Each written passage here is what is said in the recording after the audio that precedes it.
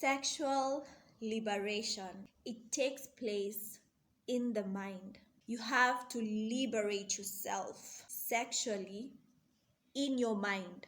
Society will have all these things put in place. It can chain you, but the chains are in your mind. Growing up, you take up things, those beliefs, those statements. They're the ones that put you in chains. Now let's look at us women. Growing up, we are seen as objects by society's eyes. Objects that are not supposed to be dirtified. If you dirtify yourself, and you know what I mean by dirtifying, if you dirtify yourself, you'll be judged harshly. You're not seen as a human being growing up and learning. You're not seen as a human being who makes mistakes and learns from that. They expect you at 15, 16, whatever age you are born knowing that you're not supposed to dirtify yourself. You are born knowing the game of life. You are born knowing things.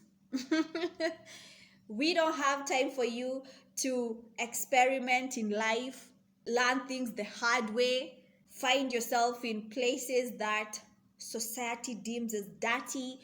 When I say dirty, I am talking of the sexual realm. You're not supposed to experiment because you're actually seen as objects, not as a human being, learning, making mistakes, finding out, oh, yeah, this doesn't feel good. That is why, for you women, your pasts will be judged harshly, as if you were supposed to come in this planet knowing. You're viewed the same way a car is viewed. No one wants a car with more mileage.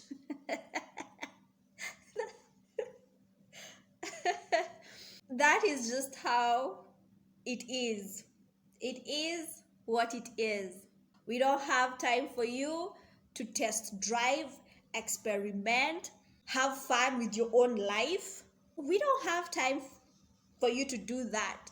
You are an object to come and satisfy the other person, please the other person. You don't have autonomy to come and have fun with your own body, with your own life.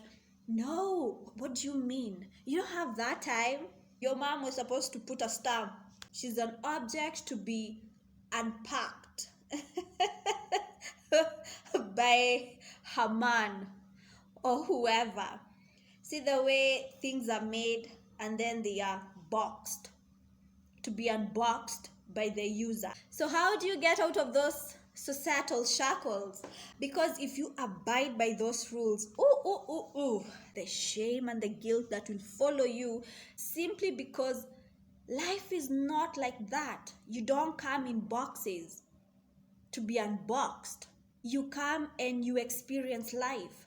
There are some things you will do in your past that you will learn from. They make you who you are. If you're a lady of the night, there are circumstances that led you to become that. That experience makes who you are right now. You are meant to come and experience that. There are things beyond society. You don't reincarnate to this planet to come and abide by other people's rules. You're not a doll to be boxed and unboxed. If you're that lady of the night, you had to come and experience that. The universe, source, had to experience being a lady of the night through you. It had to have that experience. And it's going to be recorded in the Akashic records. This is her subjective reality, and we got to experience being a lady of the night through this woman. You cannot stop that. No matter how many rules you put, no matter how society is rigid in terms of thinking outside the box, you cannot stop such things. To become sexually liberated, you have to break free. You have to eliminate the shame and the guilt. You have to have a strong mindset to go beyond society's mindset of you being an object.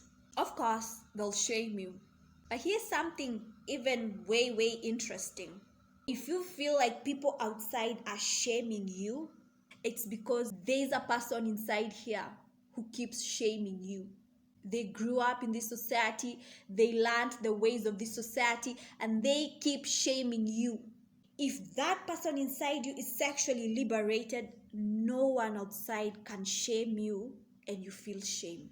You came here to experience all that you've experienced. Learn whatever you're supposed to learn from those experiences. And enjoy your time. Have your fun. Be that sensual, sexual, wild woman. Have fun with it. Have fun experiencing touch. Some of you cannot enjoy pleasure because it's unholy. I'm a sensual and sexual mystic.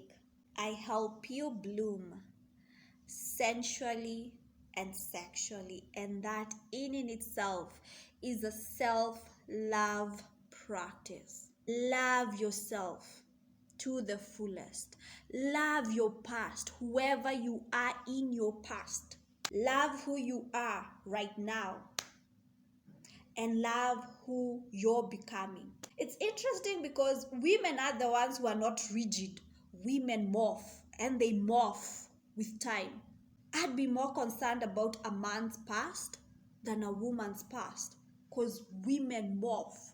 Whoever she was 5 years ago, you better believe she won't be that 5 years to come. She'll be a totally different person. That's why I tell you, this society is upside down. This effing world is upside down. Perception. People are so focused on looking at women's past, yet they're the ones who morph very, very fast. Upside down. And you have to beat that with your mind. Love you. Mwah.